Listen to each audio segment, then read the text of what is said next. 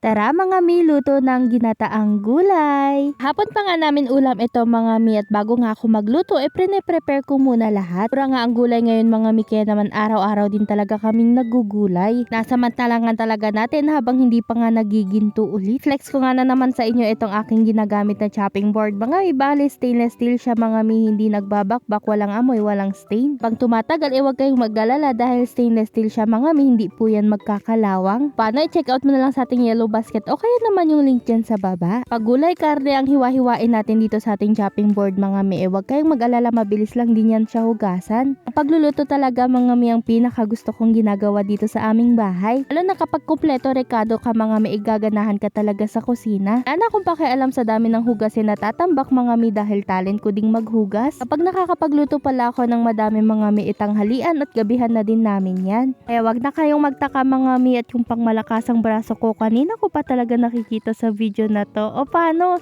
Hanggang dito na lang. Salamat sa panonood. Bye-bye!